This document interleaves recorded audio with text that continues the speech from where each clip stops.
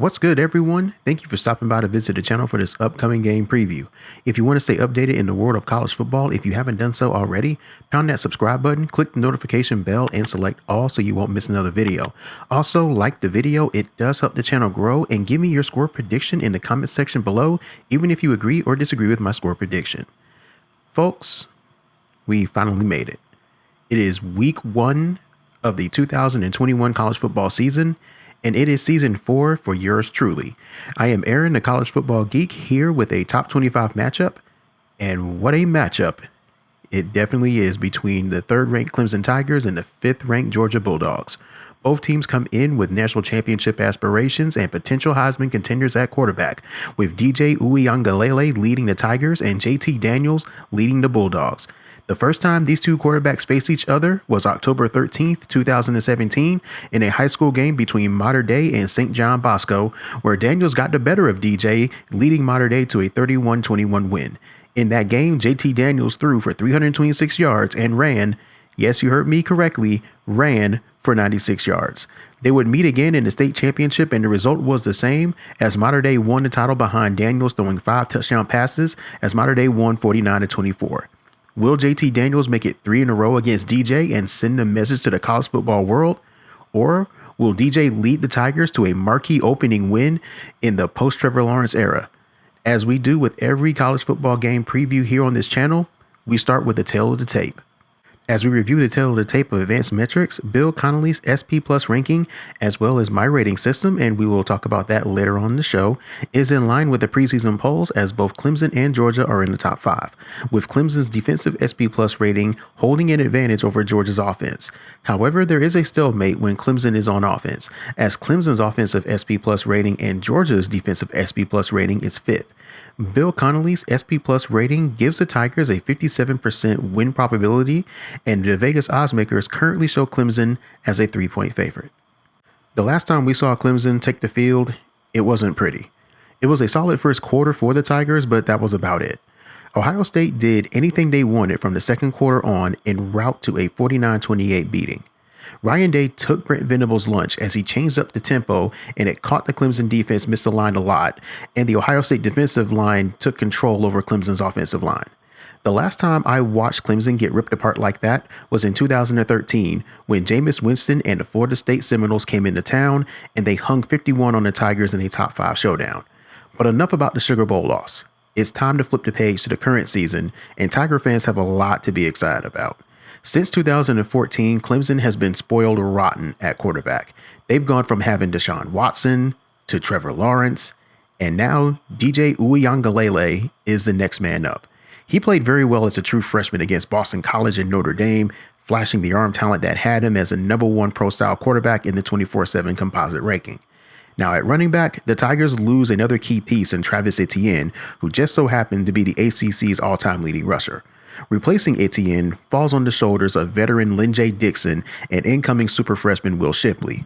The biggest shot in the arm for the Clemson offense is the return of Justin Ross at wide receiver.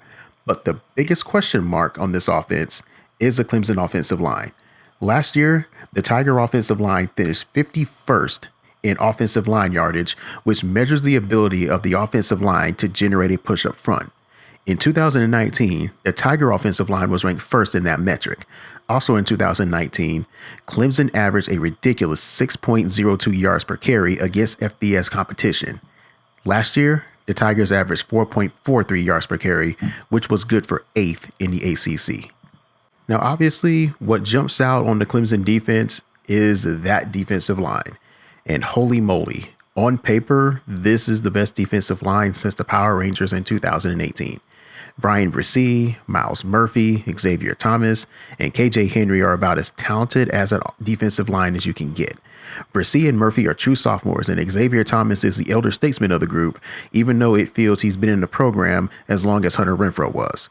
The Clemson defense returns a lot of star power as well as experience, so it is a safe bet for Brent Venables to have a top 3 defense after watching his young defense go through some growing pains, especially in the secondary.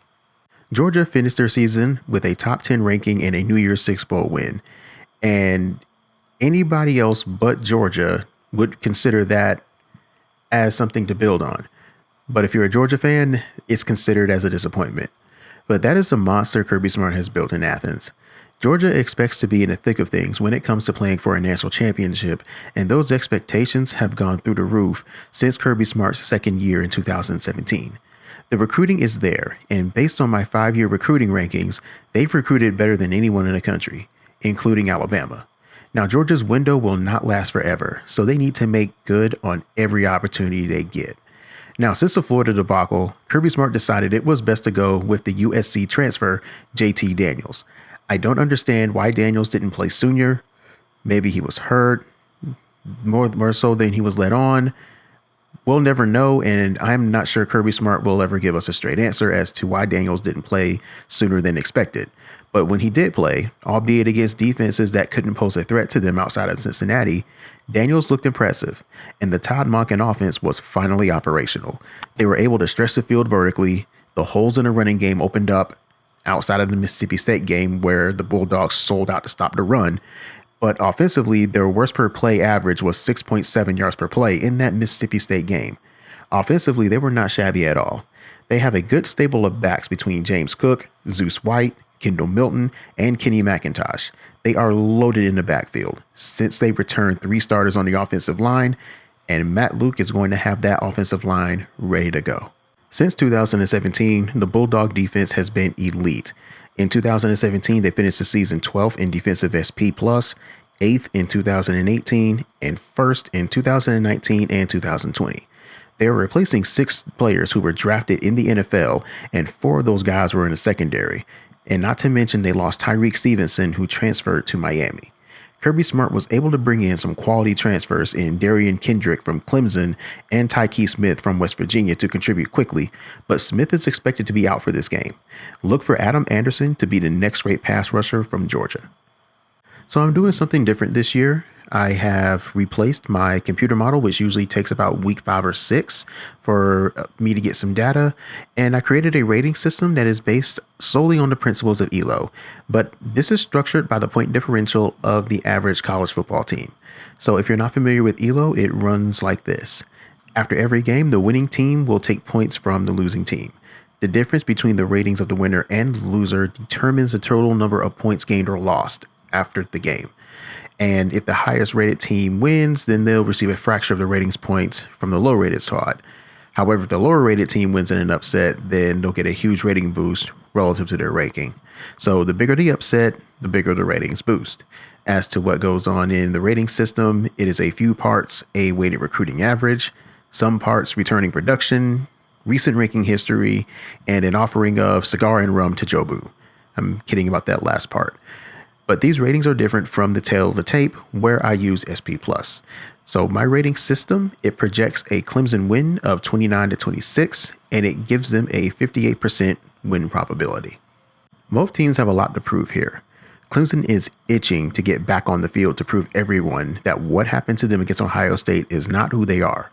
Georgia is trying to prove they are a national championship contender, and they finally have the quarterback to lead them to the promised land.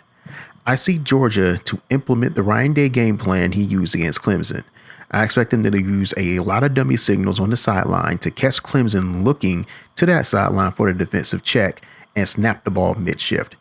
This is where Clemson's experience on defense should help them after getting thrown into the fire in that game. Another aspect to look at is Georgia is a little beat up on offense. Tight end Darnell Washington is out. You have no George Pickens. They expected transfer Eric Gilbert to come in and be a big help, but he's out of the picture. So the wide receiver core, which was a positive coming in, has now gone neutral based on the injuries and or suspensions or whatever the case may be. For the Ohio State game plan to work, you're going to need the wide receiver talent that Ohio State possesses. And if we're being objective, right now, I wouldn't pick an available Georgia wide receiver over Chris Olave, Garrett Wilson, or Jackson Smith and Jimba. For Clemson, their offensive line must allow them to be balanced. DJ can sling the ball, and I think him and Justin Ross is going to be fun to watch this year. In this game, I'm taking Clemson. I like their defensive front 7 to cause havoc and force Georgia off schedule. And while Georgia has the talent at wide receiver, but they're not at full strength. And if they were, I would take Georgia in a heartbeat. I got Clemson to pull this off to the score of 28-20. And that will be a wrap for another game preview. Let me know your thoughts are on the game in the comment section below.